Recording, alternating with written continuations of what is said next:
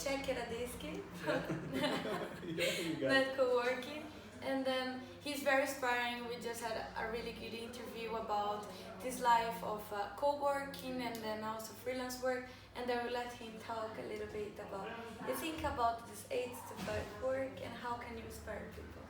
Okay. So my name is Emil Shekerdzhiiski and I'm a co-founder at NetWorking. I'm also a startupist coming from Israel, and I would like to give my point of view about maybe the first steps or how to make it easier to become self-employed, working for yourself, being your own boss, being an entrepreneur, being a freelancer. So currently from the co-working niche, as a freelancer, you have few options. Option number one is to work at home,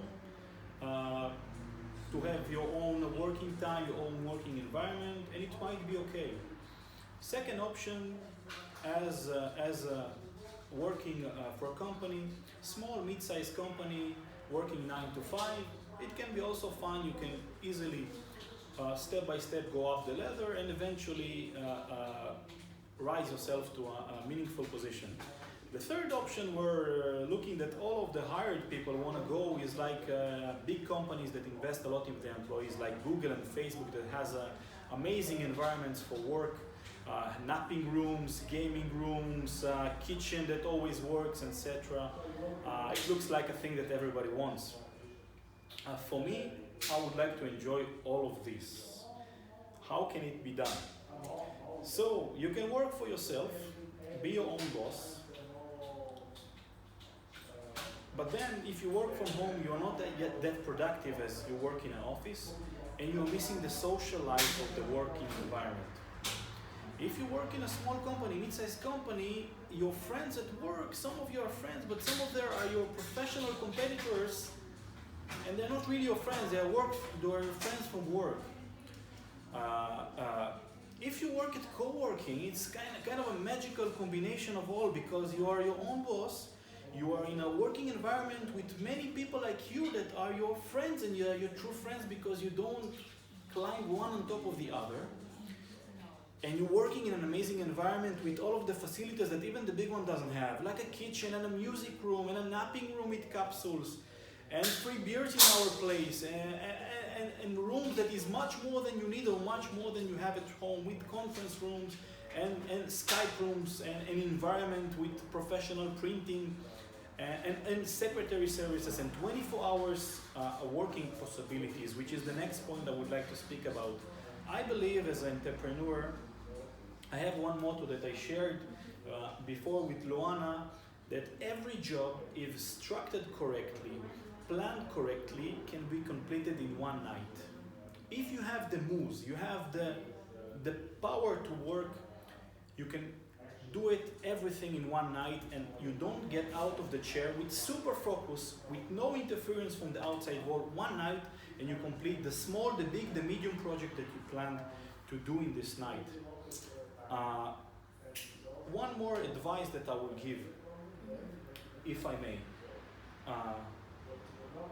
The beginning step from being employed by a company to working for yourself is very hard. This step to move is very hard. It was also hard to me. I personally don't recommend a dramatic change. What I can recommend is combining. But my advice to you is to do it in the following way. I don't know if some of you have seen, but as you come home from work, as you feel the vibe of home, sit on the couch, your working energy status goes like this. You lose all of your energies, and whatever you can do is just eat, watch TV, or play something.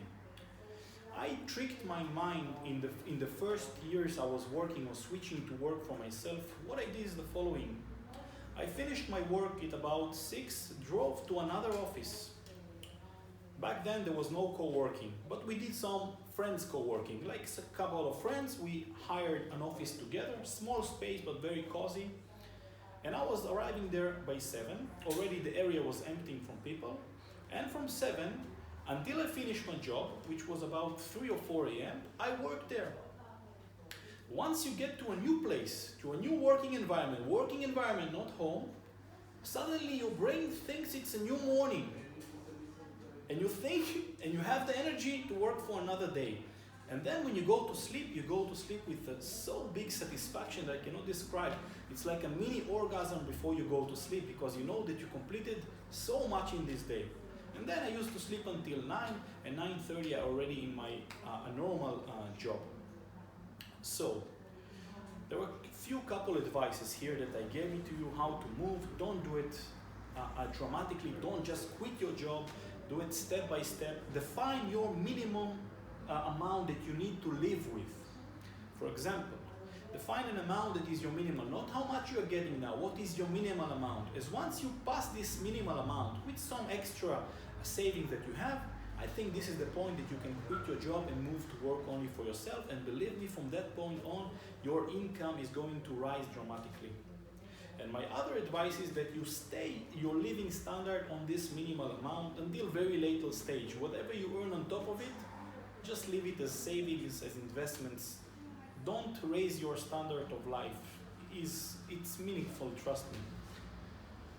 This is what I wanted to tell you, and I hope that I managed to give you some enthusiasm for moving to working in the sphere, in your own, being more creative in your own niche. And I believe that if you will find and you will realize this option, the whole world will be better, and your life, you will feel that you are actually not working, you are just doing your hobbies that you take money for them, for living, for your minimal amount living. So I was Emil Shekerdzhiiski from NetWorking, and thank you for this interview. Thank you, Liana. Perfect. Thank you. And good luck. Really nice. Thank you. How do we say thank you in Bulgaria? Blagodaria. Blagodaria. So blagodaria. How do you say thank you in Brazilian? Obrigado.